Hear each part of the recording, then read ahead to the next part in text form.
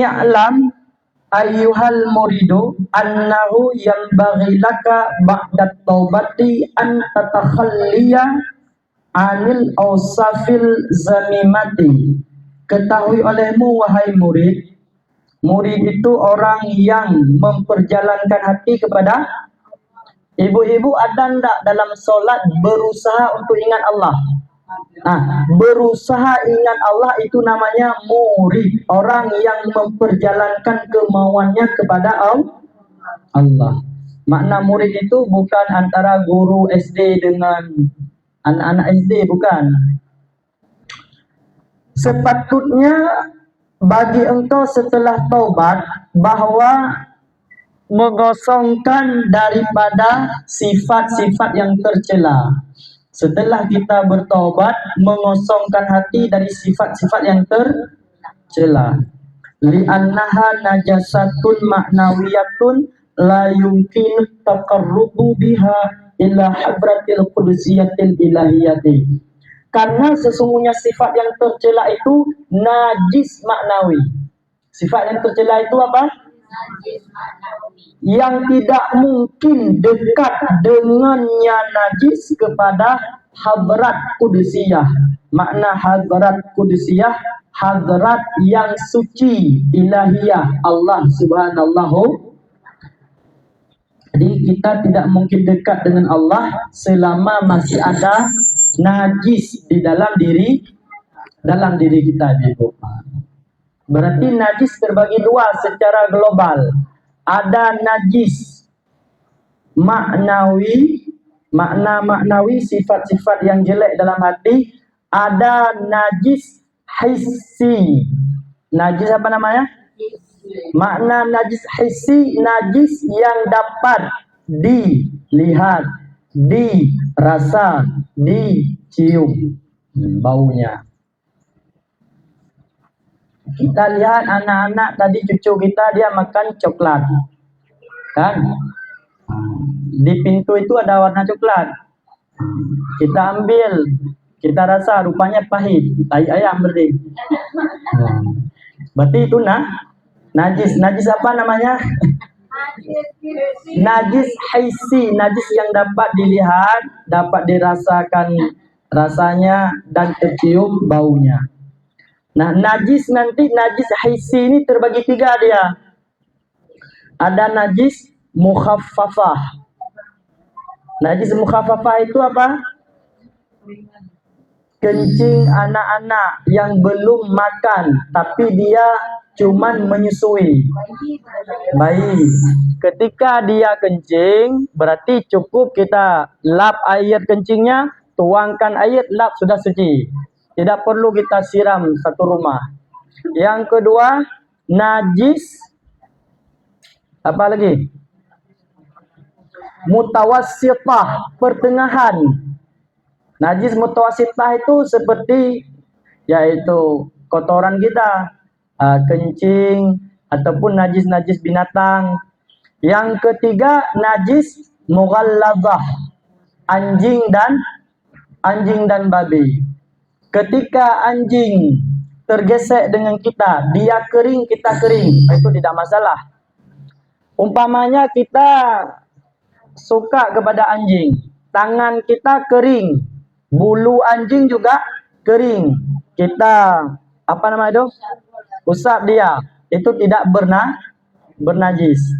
Tapi kalau salah satunya kering, salah satunya basah, itu baru bernajis. Itu hidup enggak? Enggak ya.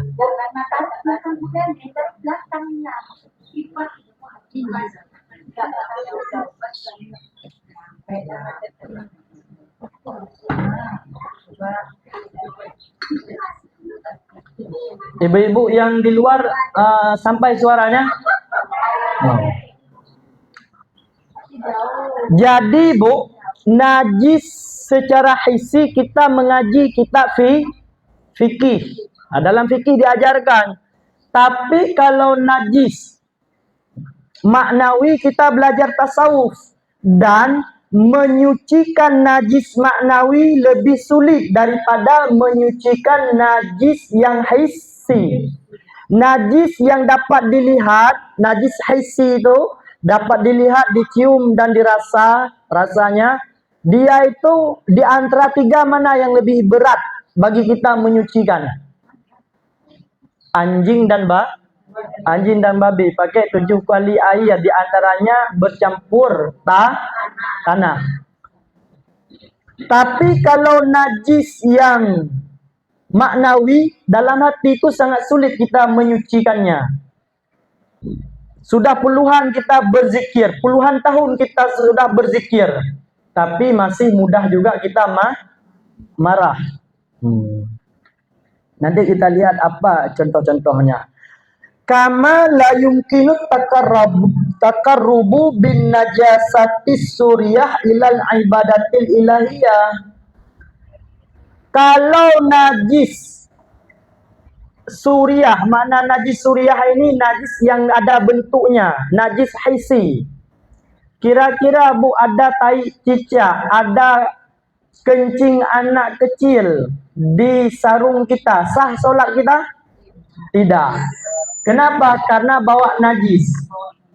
Kalau najis secara hissi tidak sah solat, tidak bisa dekat dengan Allah, begitu juga najis maknawi. Fala budda li salikin ayuzakkiyan nafsahu min jami'iha wa yatahalli bil awsafil hamidati. Maka sepatutnya bagi si salik, makna salik ini orang yang berjalan kepada Allah, orang yang melakukan ibadah, sepatutnya bahwa ia menyucikan dirinya, menyucikan nafsunya dari sekalian najis-najis itu, dan menghiaskan ia dengan sifat-sifat yang terpuji. Fal awsaful zamimatu kal hasadi. Maka sifat-sifat yang tercela seperti dengki yang pertama. Yang kedua, al-haqdi, iri hati. Yang ketiga, sombong, kibrin, sombong. Yang keempat, ujub, merasa diri hebat. Yang kelima, bakhil, pelit. Apa yang kelima? Pelit. Yang keenam, riya. Riya. Apa yang keenam? Riya, pamer, riya. Yang ketujuh, hubbujah, mencintai kemegahan. Yang kedelapan, wariyasah, mencintai pangkat atau kepemimpinan. Dan tafakhur. Yang selanjutnya, yang keberapa? 1, 2, 3, 4, 5, 6, 7, 8, 9. Tafakhur, bermegah-megah. Apa itu tafakhur, Ibu? Bermegah-megah. Sekarang itu ada tas ibu-ibu yang lagi cendek. Tas seperti ini kan, ada dompet kecil 2. Kawan kita sudah pakai itu, kita pingin juga. Itu namanya bermegah-megahan. Jadi kalau kayak gitu pakai apa juga Ustaz? Mau pakai goni jangan juga. Yang ke selanjutnya, ghadab, marah. Marah itu rupanya juga sifat yang tercela. Yang selanjutnya, ghibah. Ini yang sulit kita jauhi. Ghibah, membicarakan keburukan orang di belakang. Yang benar. Kalau yang tidak benar, dusta. Cuman ghibah ini bukan hanya pada diri orang, harta orang juga. Kenapa? Motor dia itu udah dari dulu tidak tukar-tukar. Kan bodoh orang kayak itu. Motor orang, apa urusannya dengan dia? duit serupiah pun nggak diminta sama dia, tapi dia ya, maka kita akan susah kalau pikiran kita, hati kita masuk ke dalam diri orang. Diri kita aja kita tidak mampu mengontrol, apalagi orang lain. Ini rumah orang juga bermasalah, ada burung orang, kita membicarakan kejelekan burung orang, itu ghibah juga. Jadi ghibah itu bukan hanya pada diri orang, hartanya, itu juga tingkah lakunya, pakaiannya, itu termasuk semuanya itu ghibah. Yang benar kita omongin di belakang orang, yang benar memang jelek, itu ghibah. Kalau yang tidak benar, itu namanya dusta. Kemudian namimah, adu domba. Adu domba. Kenapa engkau nggak duduk lagi di rumah dia? Panas kupingku kalau duduk di depan rumah dia itu. Kenapa? Yang dia omongin itu engkau aja dia omongin. Nanti pindah di sini, duduk di sana. Aku lihat kemarin engkau duduk di rumah dia, kenapa lagi enggak jadi? Enggak mau lagi di rumah dia. Kenapa? Panas kupingku sebelah kanan. Waktu duduk di rumah dia sebelah kiri, datang ke dia sebelah kanan. Kenapa? Yang dia omongin itu engkau aja, suami engkau, anak engkau dia omongin itu. Kasihanlah aku sama engkau, makanya pindah lapak. Itu namimah. Namimah itu ibu-ibu istri Abu Lahab. Memang itu bukan istri Abu Lahab, tapi sifat namimah itu sifat istri Abu Lahab, membawa kayu bakar. Kemudian al-kizbu, dusta, walaupun pura-pura, dusta juga. Contoh, saya dulu ibu-ibu waktu pulang SMP itu, pulang sekolah itu, saya kerja jualan jeruk, jualan salak di tempat orang, biar ada jajan sekolah. Jadi toke saya ini, saya teringat waktu ngaji, waktu orang beli itu jeruk 1 kilo 10.000, orang minta 8.000. Bang, 8.000 boleh? Enggak boleh lah bu, modal aja 8.000, modal 5.000, modal aja 8.000, 9.000 jadilah. Itu berarti dusta. Uang halal, caranya dusta, caranya dosa. Bu minta duit lu, alah, nggak ada duit, duit ada, walaupun 5.000, duit juga dikatakan. Bilang aja, alah bu, 5 menit telat, 1 langkah terlambat. Baru aja saya beli telur tadi, saya beli Indomie tadi umpamanya. Yang intinya tidak boleh berdosa, walaupun pura-pura. Nanti efeknya ke hati bu. Yang selanjutnya kasratul kalam, banyaknya kalam. Nah apa ini ibu ini panas. Kalau orang ini kan pakai jilbab, kalau saya nggak pakai jilbab. Orang-orang ini aja. Oh itu dan. Yang selanjutnya yang terakhir apa? Banyak kalam, banyak bicara bu. Apa urusan kita bu? Di Jakarta di sana menteri dengan sesama menteri, masalahnya apa dengan kita? Kan tidak ada. Jadi kita duduk di rumah dengan kawan, bilanglah si Fulan, si Pulin. Pembicaraan kita tidak memberi efek apapun kepada mereka, melainkan efek buruknya kepada amal dan hati kita. Itu akibat banyak berbicara. Maka kita harus banyak berpuasa. Puasa mulut namanya. Puasa apa namanya? Biasa orang yang sedikit bicara itu hatinya semakin jernih, raut wajahnya itu semakin bercahaya. Jadi ada 12, 1, 2, 3, 4, 5, 6, 7, 8, 9, 10, 11, 12, 13, 14 sifat-sifat yang tercela. Ini nanti akan kita kaji satu persatu ibu-ibu. Yang pertama adalah dengki. Apa yang pertama? Dengki. Apa itu dengki?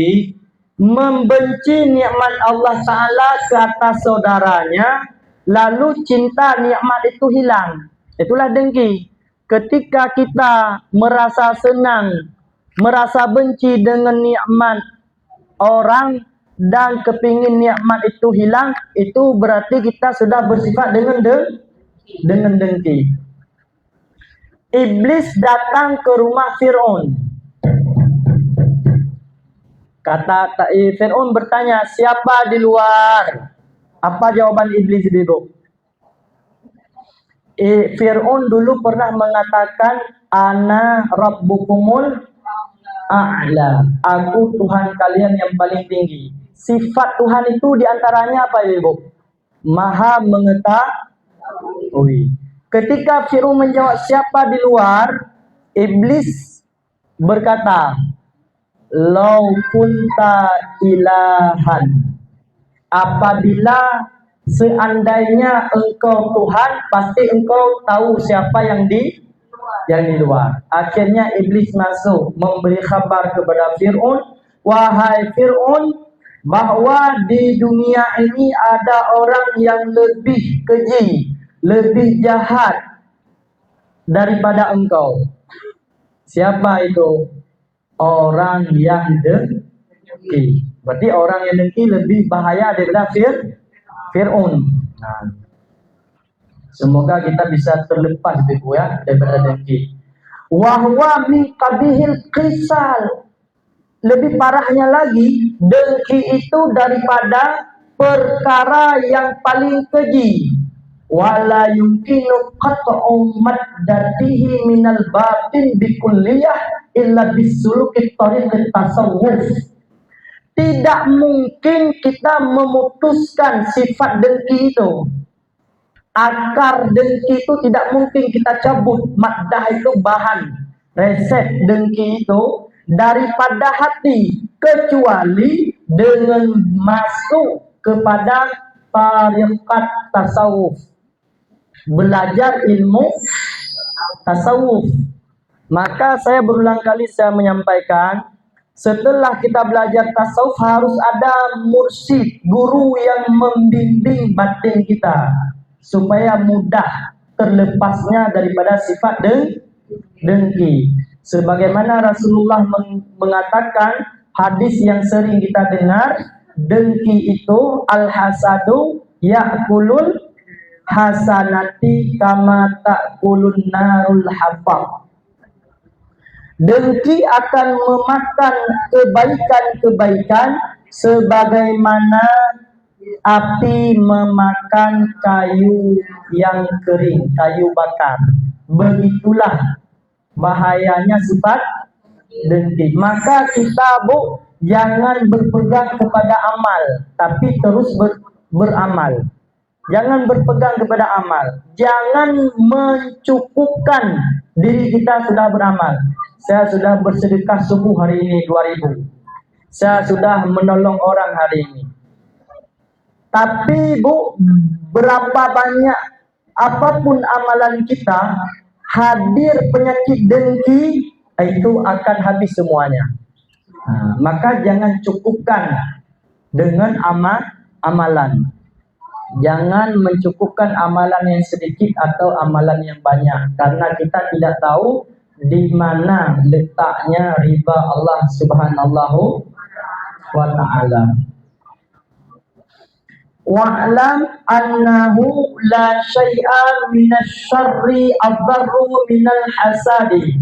Ketahui olehmu bahwa sesungguhnya pekerjaan, tidak ada sesuatu apapun yang lebih buruk kemubaratannya daripada dengki. Tidak ada perkara yang lain lebih buruk kemubaratannya daripada sifat dengki. Li'annahu yuqi'ul hasib fi khamsi uqibatin qabla ayyasila ilal mahsud. Karena dengki itu akan jatuh Orang yang dengki 5 siksaannya sebelum dia sampai kepada orang yang dia dengki. 5 siksaannya bagi orang yang dengki.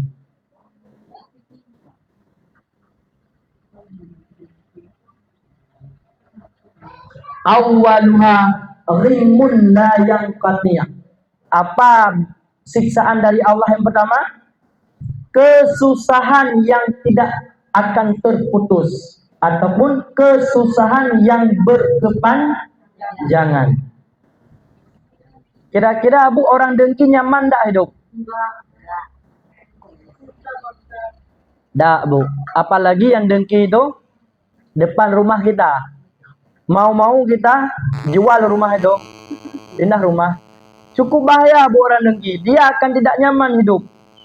Sebab dalam kitab dikatakan kesusahan yang berkepanjangan. Masalahnya Bu, yang paling menyakitkan lagi Bu, kita dengki dengan orang di depan rumah. Tiba-tiba datang kurir ataupun sales yang diketuknya rumah kita. Ada apa Pak? Mau ngantar mobil. Namanya siapa? Mau ngantar mobil punya Pak Muhammad. Yang dengki Iskandar. Sebab nama saya Muhammad Iskandar. Saya buat contoh dengan nama saya. Yang dengki Iskandar.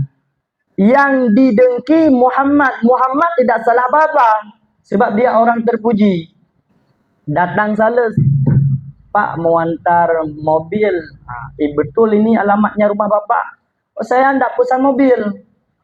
Coba cari dulu.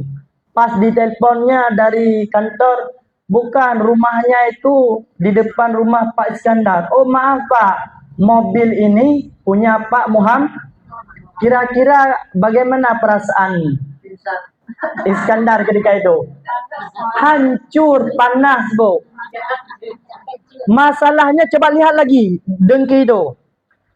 Orangnya ndak ada, mobil terparkir di depan rumah kita. Mobil benda mati, tapi benci juga ke mobil. Kan tidak waras. Hilang akal kalau orang dengki. Memang cukup bahaya dengki itu Bu. Ndak nyaman kita. Ndak nyaman. Tidur tidak nyaman, ibadah tidak nyaman. Waktu berzikir Bu, orang berzikir Allah, Allah, Allah yang teringat di hati dan di pikirannya. Kalau orang dengki dia berzikir juga, la ilaha illallah juga zikirnya.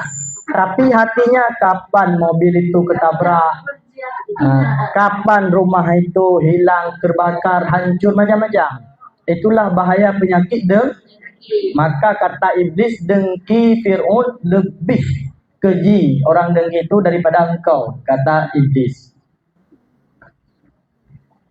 Yang kedua, musibah la yujar alaiha. Musibah yang tidak diberi pahala. Dia mendapat musibah tapi tidak diberi pahala. Itu akibat ada sifat dengki dalam hati. Yang ketiga, mudhimmatul la yuhmadu biha. Orang dengki itu dia akan tercela dan tidak akan mendapatkan pujian. Yang keempat, ayas khata alaihi rabbu. Allah murka kepada orang yang dengki. Walaupun Bu kita dalam ibadah, walaupun lisan kita sedang berzikir, berselawat, kalau hati ada sifat dengki, murka Allah kepada kita. Yang terakhir adalah ayyaglika alaihi babat taufiq. Yang sangat sedihnya lagi yang kelima, yang terakhir, Allah akan mengunci ke atasnya pintu taufiq. Pintu taufik. Masih ingat Bu apa beda taufik dengan hidayah? Taufik itu yang jual minyak di pinggir jalan, bukan? Itu ban taufik. Oh, hidayah itu Ustaz yang orang di samping rumah saya. Hidayah dengan taufik Ibu lebih umum hidayah. Kalau taufik khusus, hidayah ke semua orang. Orang kafir dapat hidayah, orang Islam dapat hidayah juga. Tapi kalau taufik hanya khusus bagi orang Muslim. Taufik itu mukmin. Kalau hidayah itu ada orang kafir, ada orang Muslim. Hidayah. Tapi kalau taufik khusus kepada orang mukmin. Kalau hidayah umum, orang Muslim dapat hidayah, orang mukmin dapat hidayah. Apa bedanya Muslim dengan mukmin? Muslim itu orang Islam, mukmin itu orang yang mengamalkan Contoh, anak kita sholat, berarti dia mukmin, dia mendapatkan taufik. Jadi ada orang mendapatkan taufik, ada orang mendapatkan hidayah, tidak taufik. Paham Ibu? Contohnya, kita sholat, mendapatkan apa kita? Hidayah dan taufik. Ada orang Islam juga malas sholat, berarti dia mendapatkan apa? Hidayah, tidak taufik. Dalam sehari 5 waktu, kita sholat 5 waktu, mendapatkan taufik kita melaksanakan sholat. Ibu-ibu, waktu berwudu itu harus benar. Sebab saya waktu dalam perjalanan itu melihat ibu-ibu sering majelis taklim, tapi berwudu itu sampai sini aja dia, karena bajunya longgar. Bajunya arat, sempit. Sampai sini dia basuh. Boleh air sampai sini kita siram air, tapi kita gosok sampai sini. Enggak muat tangan, ini pun jari boleh. Sebab sudah beberapa orang saya lihat ibu-ibu, jadi dia basuh sampai sini saja, sampai siku saja. Dia sholat, tidak sah sholatnya. Itu akibat tidak pandai dalam berwudu atau bersuci. Sering saya menyampaikan kepada ibu-ibu itu, tapi enggak didengar juga. Saya sudah bilang, kalau ibu-ibu pakai make up, hilang dulu catnya itu, cat semprot, cat kuas itu hilang dulu. Kan ibu-ibu pakainya dua-dua, ada cat semprot, ada cat kuas kan? Kan ada yang pakai semprot itu apa namanya itu? Spray muka biar tahan lama itunya. Kemudian ada pakai cat kan?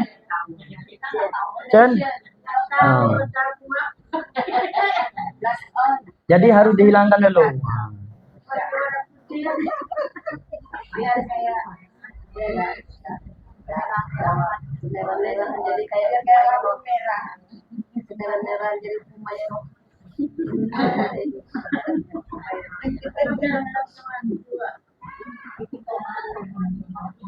Jadi ibu, dengki itu hukumnya haram. Dengki yang dimaksud haram dalam syariat, dengki bercita-cita hilang nikmat Allah daripada orang lah. Adapun dengki bercita-cita bahwa adalah baginya semisal bagi orang lain, itu dipuji secara kata. Boleh dengki ibu, tapi jangan bercita-cita punya orang lain hilang. Tapi kalau dengki kita supaya kita mendapatkan hal yang sama seperti orang lain, itu nggak apa-apa. Sebagaimana firman Allah Ta'ala, was'alullaha min fadli, minta oleh kalian akan Allah dari karunia-Nya Allah Subhanahu wa Ta'ala. Kesimpulannya adalah wa'lam annal khulwa min hadzal wasfil zamim yahtaju ilai syaikhin kamil. Kesimpulannya bahwa mengosongkan diri daripada sifat yang tercela ini, dengki, butuh ila syaikhin kamil, kepada guru yang kamil. Guru apa? Guru yang kamil, mursyid maknanya. Wa illa, jika tidak, fasahibuhu, maka sifat dengki itu tidak akan hilang darinya, walau balagha fil ibadati, walaupun telah sampai di dalam ibadahnya barang yang sampai ia. Walaupun dia sudah banyak berzikir, tidak akan kosong hati dari sifat dengki kalau tidak ada guru yang mursyid lagi yang kamil mukamil. Wallahu a'lam bishawab. Ada pertanyaan Ibu?